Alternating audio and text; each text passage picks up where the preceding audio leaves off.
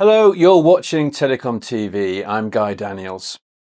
For service providers undertaking a cloud-native transformation, what are the critical success factors to ensure board-level commitment and a successful implementation of their technology and process strategies? Well, joining me now to discuss this is Sean Cohen, who is Director of Product Management, Hybrid Platforms at Red Hat. Hello, Sean. Very good to see you again. Now, Red Hat has considerable and proven expertise in open source, hybrid cloud, and cloud native technologies. So, as such, which business drivers do you recommend to service providers who are seeking this all important board level commitment to their cloud native journey? That's a very good question, Guy, and glad to be back. I think when we look at the drivers, I want to actually start with the business needs, right? The business needs are speed to market and service agility, right? And cloud native unlocks, I would say both, right? With the ability to deliver services faster, the ability to introduce new services faster and so forth. So that's the key benefit of moving to a cloud native deployments.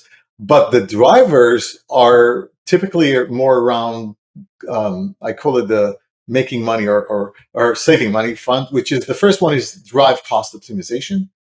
And the second one is driving new revenue stream. So it's the two sides of the coin. So the goal is the ability to actually monetize and deliver faster services with furthermore agility. But at the same time, you have to make trade-offs because you are required to make this cost optimizations and you are required to drive new revenue streams. So there's a balance that needs to be happening in these two areas. And if you want, I can give you a few examples, right? So one of the examples we can look is obviously going back to the tight budgets and funding levels that we see across most of the businesses remain flat, growing as we embark the next year. So you are requested to actually improve your spends, as well as obviously we still maintain all this legacy technologies. We have 2G, 3G, 5G still power on, and at the same time you need to allocate funds towards the cloud native as well as the AI native investments, and sometimes like they go together. For me to drive forward and to drive a new, we talked about the service agility part, AI driven service, I have to reduce cost and optimize my existing costs, right? So this is the two main drivers we're seeing when it comes to that investments. And obviously there's like specifically, you mentioned Red Hat being a leader in the open source. We are working with customers to give them the choice, but also driving and partnering with the ecosystem through open source initiative, such as the Open RAN as a one good example. Another one is more on the AI opportunity front, right?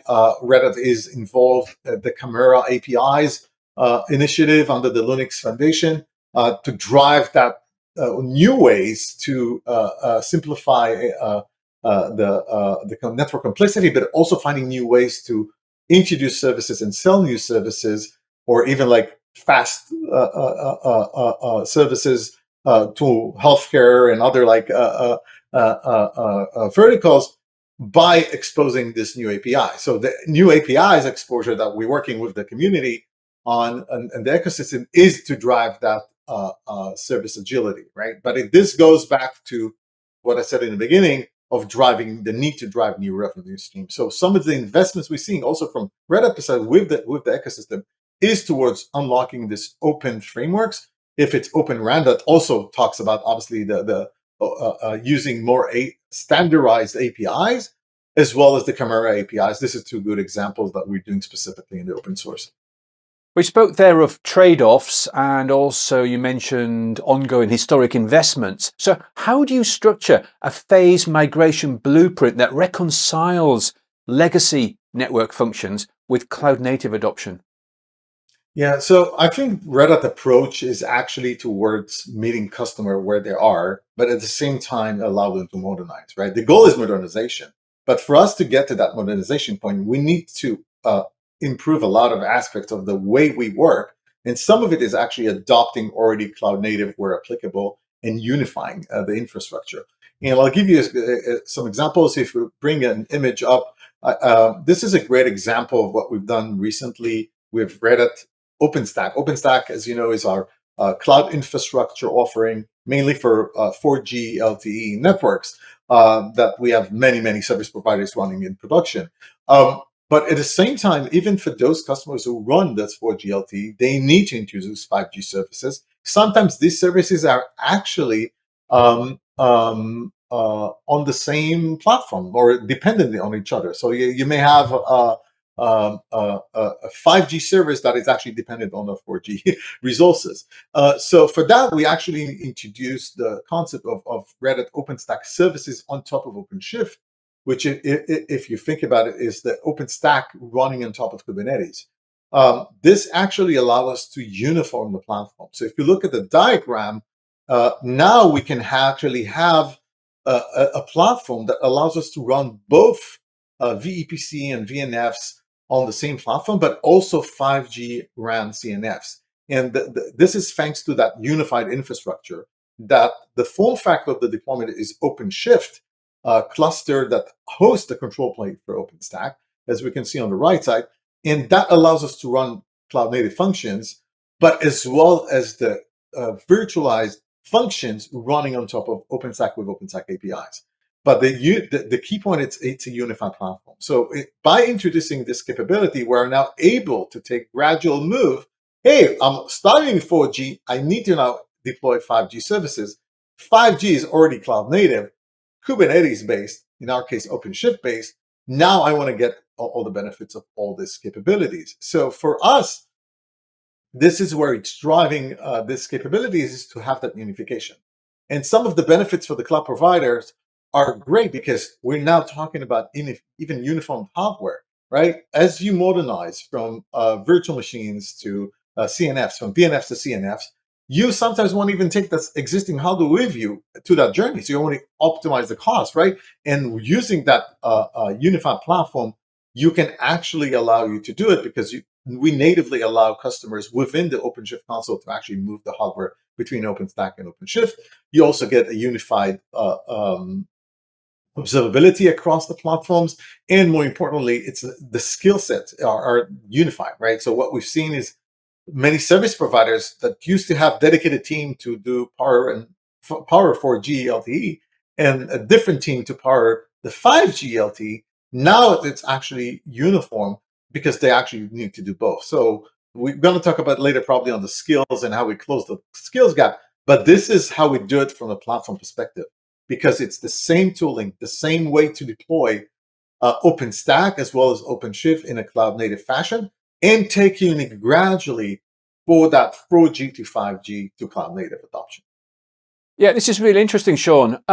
What reference architectures are most used by telcos for their core edge and RAN workloads? Thank you, guys. So yeah, I think the most ones we actually see are like around the telco RAN, the telco core, edge. In fact, we have several of those. So if you look at the image, we have what we call the integrated and validated blueprints that we offer as reference architecture that you can go to our Red Hat architecture portal that allows you actually to download those, right? And this is focused mainly on providing a modular blueprint. So telcos can actually adapt specific needs, right? You can just look at like, okay, I want to look at the improving the network, and starting just a network with cloud native as an examples, or I want to actually introduce a 5G core. What will be the step by step to do it? So what we see on the right side is actually how to build a 5G car architecture, which is another link you can download, which is a very long document of like, this is where we want to go.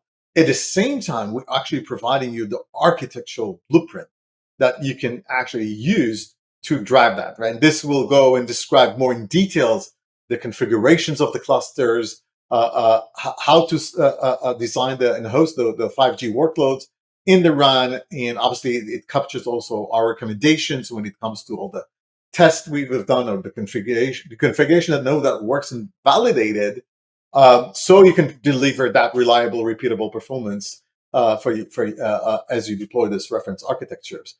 So a lot of it is like being worked with obviously our Red Hat teams, and we have a very large ecosystem engineering team that helps sponsoring that. But there's a lot of work we're also do with the ecosystem partners, right? So we have a lot of specific reference architecture, even with a dedicated providers to help you actually start with the right choice. So obviously, every service provider already made some choice when it comes to equipment. This actually takes care of that, because we have all this choice. So yeah, I encourage everyone who's not new to this journey, basically start with this portal, get a sense of all the things that are available in the Red Hat Portfolio Architecture Center.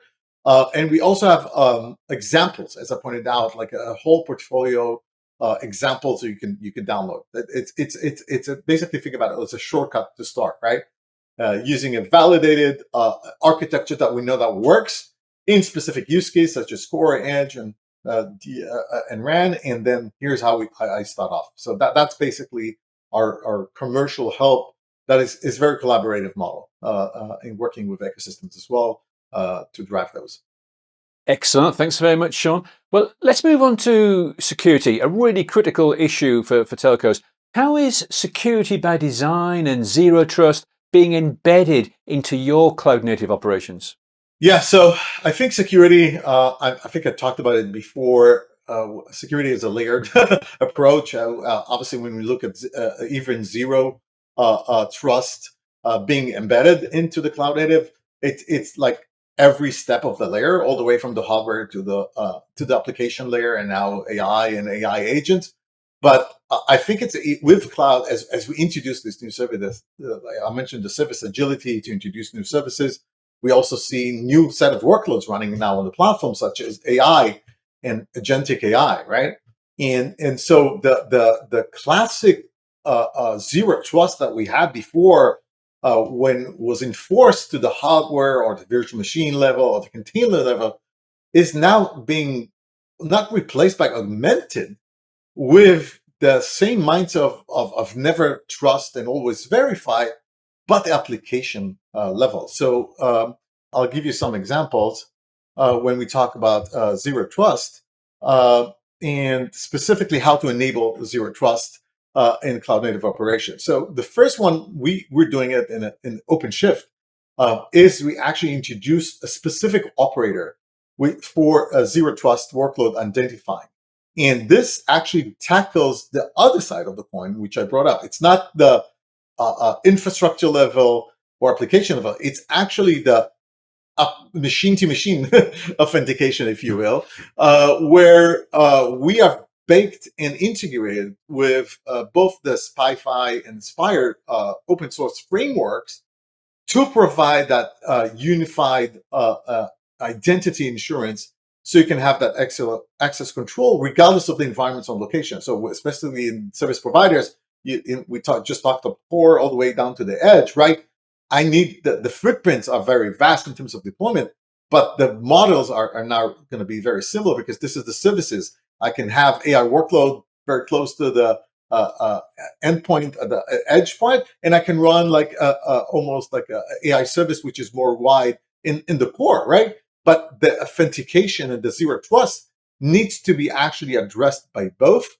And I think this is where as our responsibility as open source leader is to be able to address that by integrating those. And this goes both, as I pointed out, for AI, virtualization use cases, and so forth. So the goal of this introducing that identity manager for zero trust is actually to reduce the risk of cyber attacks, enhance the multi-factor authentication. We talked about also the moving from long-term token to short-lived token, right? So this is all being done very fast, uh, uh, machine to machine level, so you can have that multi-factor in, but also at the same time allow you to reduce automation and maintenance costs because you're moving to a more cloud native way with zero trust, but without sharing your secret and private keys, right? This is key because workloads can span multiple identity domains, and you need to be able to have that centralized trust access. And obviously, it doesn't end there. You can even integrate with third parties like HashiCorp when it comes to like the secure secret management and so forth. Last thing I want to point out, that we talk about the layers, right, of the zero trust. We at the core of our offering of OpenShift, we act, if you just look at like specific areas, not just the core security feature, but even the networking level, right? We fully integrate our networking features component across the board to allow that zero trust security all the way down. And it manifests through the microsegmentation we're doing, or the network observability part, when we now ability to use even frameworks like anomaly detection to make sure you're meeting this compliance. It can be the advanced integrations we have with the rest of the OpenShift portfolio, such as the ACM, which are advanced cluster security or advanced cluster management. So the zero trust is carried across not just in the different layers, as I pointed out, but also in the offerings we have, all the way down from the hardware, the way we do workload and attestations, all the way down to the AI and how you deal with agentic AI today in 5G deployments. So it's pretty much layered, but again, the good news, we're working on it in more than one level.